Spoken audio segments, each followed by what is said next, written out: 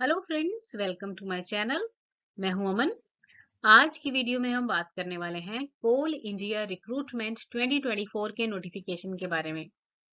तो कोल India limited के द्वारा मैनेजमेंट ट्रेनीज के लिए वैकेंसीज दी गई हैं। परमानेंट जॉब रहेगी ये। तो जो वैकेंसीज हैं वो हैं 640। और अप्लाई अगर आप करना चाहते हैं तो 29 अक्टूबर से लेकर 28 नवंबर 2024 के बीच में आप ये अप्लाई कर सकते हैं ऑनलाइन वे में जाके। वेबसाइट है www.coalindia.in।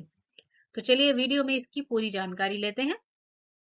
वीडियो शुरू करने से पहले अगर आप इस चैनल पर नए हैं तो चैनल को सब्सक्राइब जरूर कीजिए, क्योंकि जितनी भी वेरीफाइड गवर्नमेंट जॉब्स रहती हैं उनकी नोटिफिकेशंस इस चैनल पे रेगुलरली अपलोड की जाती है। तो देखिए, जो कोल इंडिया लिमिटेड है ये government of India undertaking Maharatna company है। तो गवर्नमेंट जॉब से ज्यादा बेनिफिट्स वाली ये जॉब आपकी रहने वाली है। 24 अक्टूबर को ये नोटिफिकेशन आपका आया था। ठीक है। तो इसमें ये तो अब आप समझ गए कि महारत्ना पब्लिक सेक्टर अंडरटेकिंग ये कंपनी रहेगी। और इसमें देखिए मैनेजमेंट ट्रेनीज, ठीक है, उनके लिए ये वैकेंसीज दी गई हैं। E2 ग्रेड की रहेंगी ये वैकेंसीज। और यहाँ पे दिया गया है कि इसमें ना देखिए गेट का स्कोर रिक्वायर्ड रहेगा। तो जो भी स्टूडेंट जिन्होंने गेट क्वालिफाई किया हुआ है उनके लिए बेनिफिट रहेगा इसके लिए। तो देखिए यहाँ पे बताया गया है कि जो अलग अलग डिसिप्लिन के हिसाब से वैकेंसीज दी गई हैं। तो देखिए, माइनिंग में जिन्होंने बीटेक किया हुआ है, पोस्ट कोड रहेगा 11। टोटल वैकेंसीज इनकी हैं 263, यानी कि 263। सिविल के लिए हैं 12, पोस्ट कोड है 91, इसकी वैकेंसीज हैं। और इलेक्ट्रिकल के लिए पोस्ट कोड है 13 और 102, यानी कि 102 इसकी वैकेंसीज हैं। मैकेनिकल का पोस्ट कोड 14 है, 104 वैकेंसीज हैं।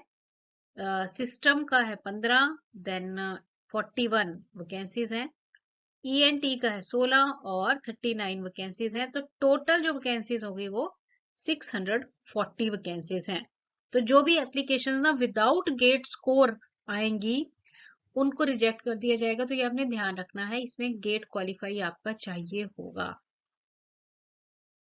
अब इसमें देखिए यहाँ पे डेट्स के बारे में बताया गया है कि 29 अक्टूबर से तो आपका ये रजिस्ट्रेशन शुरू हो रहा है और 28 नवंबर तक ये रहेगा। ठीक है। और वेबसाइट है www.coalindia.in। तो इस पे जाके आप जो है ऑनलाइन अप्लाई कर सकते हैं। अब देखिए, अलग अलग हमने देखा था, mining, civil, electrical, mechanical, system and ENT, है ना। तो इनके लिए क्या चाहिए, आपकी पर्टिकुलर डिसिप्लिन में आपका बीटेक होना चाहिए मिनिमम 60% मार्क्स के साथ।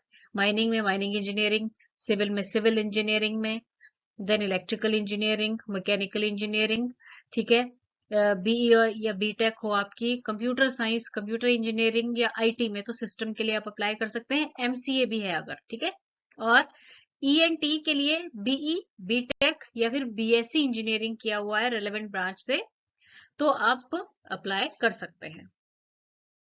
अब देखिए, यहाँ पे अपियरिंग कैंडिडेट्स के लिए गेट स्कोर का बहुत ध्यान है। तो देखिए, जो स्टूडेंट्स ना अभी फाइनल ईयर में है और गेट उन्होंने दे दिया हुआ है तो गेट के स्कोर को कंसीडर कर लिया जाएगा, है ना। तो देखिए, अब यहाँ पे गेट स्कोर जो है वो ध्यान देना है आपने। गेट अगर क्लियर किया हुआ है तो अप्लाई कर सकते हैं आप। नेक्स्ट यहाँ पे देखिए, नॉट एलिजिबल ब्रांचेस का आ गया, तो वो हमारी ज्यादा मेन नहीं रहेगा। तो सिविल, जैसे हमने अभी बात की कि सिविल, इलेक्ट्रिकल या पर्टिकुलर आपको जो है पर्टिकुलर ब्रांच में आपकी इंजीनियरिंग चाहिए। सिविल के लिए सिविल इंजीनियरिंग चाहिए। इलेक्ट्रिकल में अगर आपने इलेक्ट्रिकल या फिर इलेक्ट्रॉनिक्स इंजीनियरिंग या इलेक्ट्रॉनिक्स एंड इलेक्ट्रिकल इंजीनियरिंग में किया तभी अप्लाई कर सकेंगे। मैकेनिकल के लिए मैकेनिकल इंजीनियरिंग, देन ईएनटी यानी कि इलेक्ट्रॉनिक्स एंड टेलीकम्युनिकेशन इंजीनियरिंग चाहिए होगी। अच्छा, अब यहाँ बताया गया है कि अलग अलग जो रिजर्वेशन वाइज बताया गया है कि कितनी कितनी कैटेगरी वाइज जो है पोस्टें रहेंगी। तो टोटल तो जैसे हमने अभी बात की कि 640 इसकी पोस्टें टोटल में रहेंगी।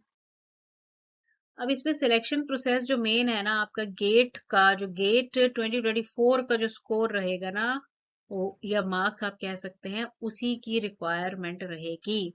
तो उसी के हिसाब से शॉर्ट लिस्टिंग की जाएगी और फिर अकॉर्डिंगली 1:3 के ऑर्डर में बच्चों को जो है सिलेक्ट किया जाएगा, इंटरव्यू के लिए कॉल किया जाएगा, है ना। तो इसलिए आपने ध्यान रखना है गेट का स्कोर इसके लिए रिक्वायर्ड रहेगा।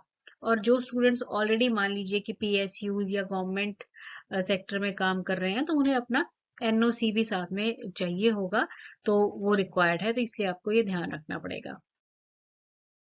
एप्लीकेशन फी इसमें देखिए बताया गया है कि जो जनरल ओबीसी रहेंगे स्टूडेंट्स या फिर ईडब्ल्यूएस कैटेगरी से, तो उनके लिए जो फी रहेगी ना, 1000 रुपए तो फीस है और साथ में जीएसटी 180 रुपए है, यानी कि 1180 रुपए फीस रहेगी, ठीक है।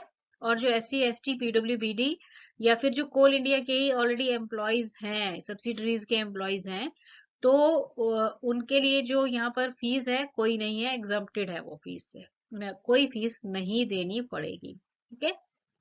एज लिमिट में अपर एज लिमिट इसमें 30 इयर्स है। ओबीसी को 3 साल की रिलैक्सेशन मिल जाएगी, SC ST को 5 साल की रिलैक्सेशन मिल जाएगी।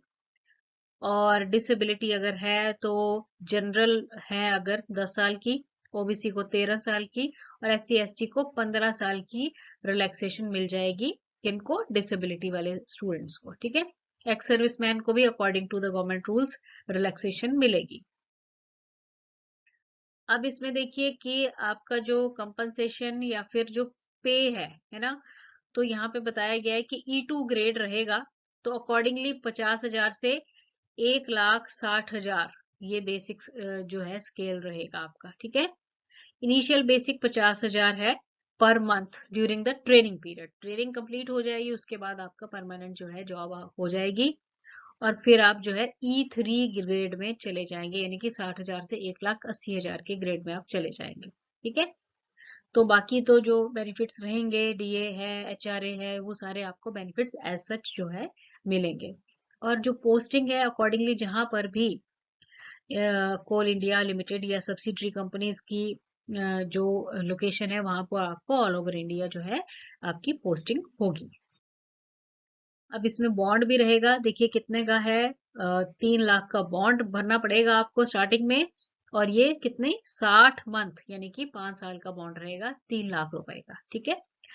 मेडिकल एग्जामिनेशन होगा, मेडिकल होगा आपका अकॉर्डिंगली, इनिशियल मेडिकल एग्जामिनेशन होगा कंपनी के जो मेडिकल कमेटी है उसके द्वारा ये किया जाएगा सिलेक्टेड कैंडिडेट्स का। और एंड में यहाँ पे बताया गया है कि अगर आपको डाउनलोडिंग करने में कोई प्रॉब्लम है या और कोई भी प्रॉब्लम है, तो आप ये कोल मित्र का नंबर दिया गया है जो कि है 9477011383। इस पे व्हाट्सएप चैट के थ्रू अपने क्वेरीज पूछ सकते हैं, कोई भी जानकारी लेनी है उसे आप इजिली पूछ सकते हैं। तो जो भी स्टूडेंट्स इसके लिए एलिजिबल हैं, तो जाइए और फटाफट से अप्लाई कर दीजिए। Thanks for watching the video and best of luck.